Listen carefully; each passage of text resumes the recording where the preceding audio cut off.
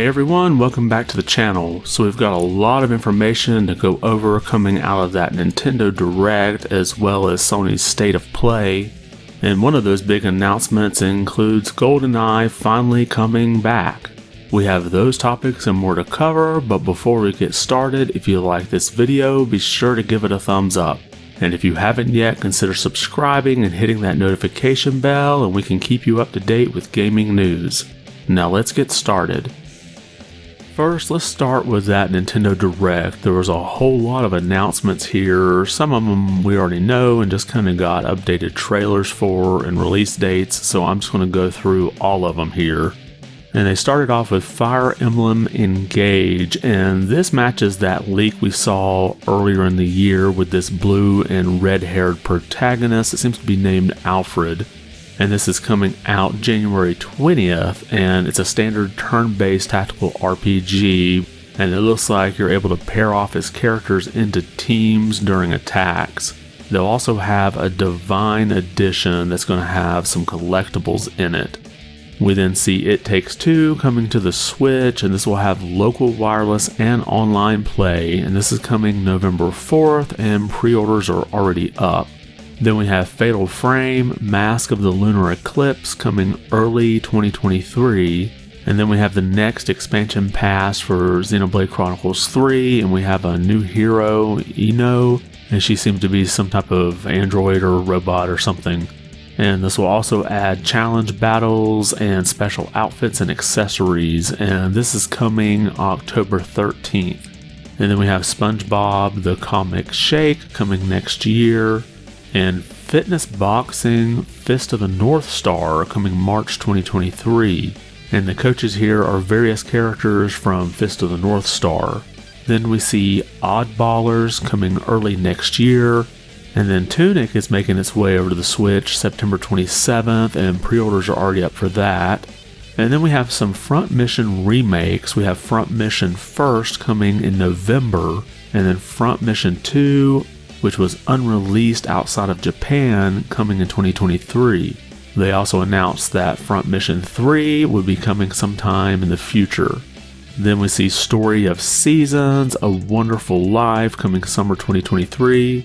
And then Splatoon 3 gets its first post-launch Splatfest Gear Grub Fun. This will be from September 23rd through the 25th. And they did say that there would be more free updates coming for Splatoon 3. And the next announcement I'm pretty excited for, which is Octopath Traveler 2. This will bring 8 new travelers, and path actions can be different depending on whether it's day or night. And this is set to release February 24th. Then we have Fae Farm, which is a farm sim RPG, and this will have 4-player online or local, and this seems to focus on different seasons. And this is a spring release 2023 and is exclusive to the Switch. And then we have another THEATRHYTHM game. We have THEATRHYTHM Final Bar Line, and this says it's going to have 385 songs. And it will be categorized by games, and it will have 2-player local and 4-player online, and this is set to come out February 16th, and they did say there would be some DLC for this, which will feature games from the Saga series, Nier, Octopath Traveler, and Live Alive. And then we get another trailer for Mario Rabbids Spark of Hope, and this is coming October 20th, and they did outline the Gold Edition, which includes skins and a season pass. And then we see Rune Factory 3 Special, and this will include a new mode and will be coming sometime in 2023. And to add with that, they said that there would be a new Rune Factory game sometime in the future. And then next we get a list of games that are coming to the Nintendo 64 Online Expansion Pack. We see Pilot Wing 64, Mario Party 1, 2, and 3, Pokemon Stadium 1 and 2, 1080 Snowboarding, Excite Bike 64, and then probably the biggest announcement of all of these is that we're going to have GoldenEye coming to the Switch as part of this expansion pack, and it will include online play. And we don't have a release date for any of these just yet, and I'm going to go into GoldenEye a little more detail later in this video. There's just a whole lot to unpack here. Next, we see Various Daylight, and this was a shadow drop, and this was an RPG that was developed by key staff that worked on Bravely Default and Octopath Traveler, and this was an exclusive to the Apple Arcade. And then we see Factorio, which is a management sim game, and that's coming October 28th, followed by IB, which is a 2D exploration adventure game coming in spring of 2023. And then we get an update for Mario Strikers Battle League. We get Pauline and Diddy Kong joining, as well as a new stadium, and that's going to launch sometime this month. Then we see Atelier Ryza 3 Alchemist of the End and the Secret Key, and this will have 11 heroes in it, and it will be coming February 24th. Then we get a peek at a couple of new tracks coming for Wave 3 on Mario Kart 8 Deluxe. We've got Merry Mountain from Mario Kart Tour, and then Peach Gardens from Mario Kart DS. And Wave 3 is coming sometime this holiday. And we also get an update to Nintendo Switch Sports. They'll be adding golf, which supports 8 players, and this is postponed from fall to holiday 2022. And then we get a few special announcements from Shigeru Miyamoto. He mentions that the Super Mario movie is launching this spring, as well as Super Nintendo World in California. He also goes over Pikmin Bloom, which is the mobile game that's been out for a little while, but he uses that to segue into Pikmin 4 being announced, and it'll be released sometime in 2023. And then we see Just Dance 2023 coming November 22nd. Harvestella, which is a life sim RPG, is coming November 4th, and there's a demo available right now. And then we get another look at Bayonetta 3 coming October 28th, and there's a whole separate gameplay trailer that's like about 8 minutes that was released, so you may want to check that out if you're interested. And then we see Master Detective Archives Raincode coming spring 2023. And then we get some Resident Evil games coming to the Switch. Unfortunately, it's cloud versions. We have RE Village coming October 10th, and there's a demo available for that, as well as RE 1, 2, and 3, the cloud versions again, coming sometime in the future. Then we see Saifu, which is a kung fu action brawler, coming November 8th. And then Final Fantasy VII Crisis Core Remastered is coming to the Switch December 13th. And then we have another shadow drop of Radiant Silvergun. And then we have Endless Dungeon, which is a roguelike that allows 3 players, coming sometime next year. And then another announcement I'm kind of excited for, which is Tales of Symphonia Remastered, and that's coming early next year. And then we get a quick sizzle reel of several games: Life is Strange, Arcadia Bay Edition, Romancing Saga, Minstrel Song, which is coming December 1st, Lego Brick Tales coming fall 2022, Disney Speedstorm, and then Fall Guys Season 2 coming September 15th. And then we have another remake, which is Kirby's Return to Dreamland Deluxe. And this is a remake of the Wii game, and it will support 4 players locally on the same system. And this will be coming out February 24th, and pre-orders are already up for that. And then we do end with Breath of the Wild 2, with it getting an actual title called The Legend of Zelda: Tears of the Kingdom. And you can see in the footage that they show, there's a lot of floating islands, which kind of reminds me of Skyward Sword. So I do have to wonder where this falls in the timeline. We also get a release date, which is now set for May 12th, 2023. I know that was a lot to go over, so let me know if there's any announcements you're interested that you saw here. And I do have to wonder what happened to that Legend of Zelda Twin Pack and Metroid Prime remake.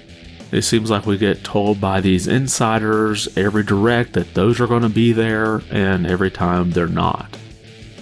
Now let's take a look at Sony's State of Play, and there weren't as many announcements here as there were in the Nintendo Direct, but we had some pretty good footage here. First we see Tekken 8, and we get a cinematic fight scene, but there's still no release date.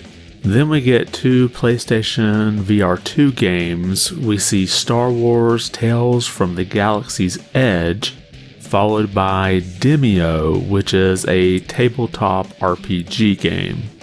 And then the announcement that I was the most excited to see, we have Like a Dragon Ishin, which is the first time this is coming outside of Japan. This is set to release in February 2023, and if you're not familiar with this game, it's a Yakuza series spin-off that was released for the PlayStation 3 and was a PlayStation 4 launch title. Then we see Hogwarts Legacy, and that's coming out February 10th, and they highlighted an exclusive quest for PlayStation.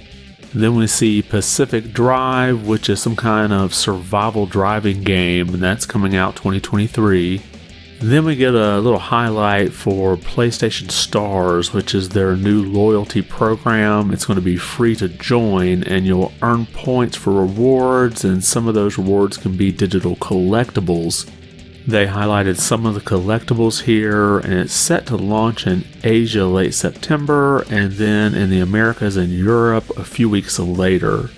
And then we see Synduality, which is an upcoming mech-based RPG going to be launching next year. And then we have Stellar Blade, and this was previously Project Eve, and this is a PS5 exclusive coming in 2023. And according to PlayStation Blog, this is going to be an action combat game. Then we see Rise of the Ronin, and this is a PS5 exclusive coming in 2024. And it's described as an action RPG from Team Ninja. And then at the end here, we get a God of War PS5 DualSense controller, and this is going to be releasing the same day God of War Ragnarok will be. And then they finally close out with a new trailer for God of War Ragnarok coming out November 9th. Now, Sony did tweet out ahead of time yesterday that there would only be 10 games shown here, and they tweeted this out after the Nintendo Direct. But overall, some decent footage. The Tekken 8 cinematic fight was cool, but we still have no gameplay. And I'm definitely looking forward to picking up the Yakuza spin-off Like a Dragon Ishin. Although some of the footage, you could tell, kind of looked PS3-ish. And both Stellar Blade and Rise of the Ronin looked pretty good. So overall, not a bad presentation for the games that were there. Next, let's dive into that GoldenEye 007 announcement. We also got an announcement from news.xbox.com. James Bond returns as GoldenEye 007 sets its sights on Xbox Game Pass. Now, this seems to be that version that leaked last year and the one we've been seeing achievements pop up for. And this version is going to have analog stick support, native 16:9 resolution, up to 4K Ultra HD, and as we've been seeing, achievements. Now, it'll have the classic campaign mode, and you'll also be able to use cheat codes that I believe are in the original game. And it's also going to have 4-player split-screen local multiplayer only. So there is going to be no online multiplayer for the Xbox version. Now, I have to wonder if this was some kind of concession Microsoft made with Nintendo, because their version does have online play, but Nintendo's version is like basically the original Nintendo 64 version and not this 16:9 4K version.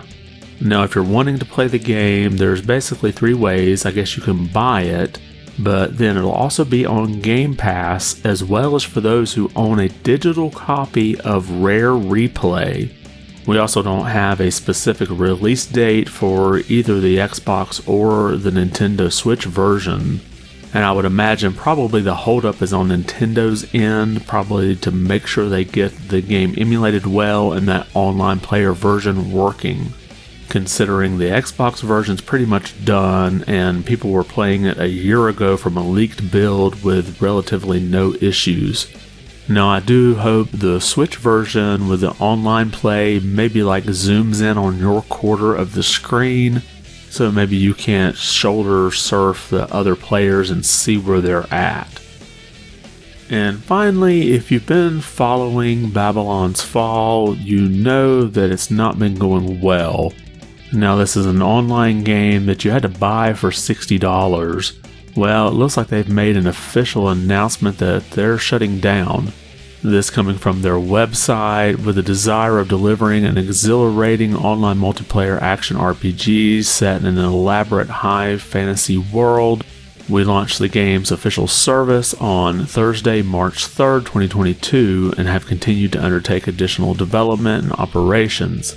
However, it is with deep regret to inform you that we will be terminating the game's service on February 27th, 2023.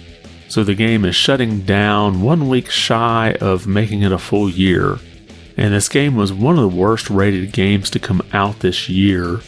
You can see over on Metacritic it has a 41 with a user score of 2.2. So it's tough, I guess, for the few people that are actually playing this game, and I guess you'll get everything you can out of it before it goes out of service in February. And that's all we have for today. Did anything we cover catch your attention? Was there anything at that Nintendo Direct or the Sony State of Play that you're really excited to see? And are you surprised that Babylon's Fall is basically shutting down in less than a year? Drop a comment about those topics or anything else we covered today. I want to thank you for watching and be good.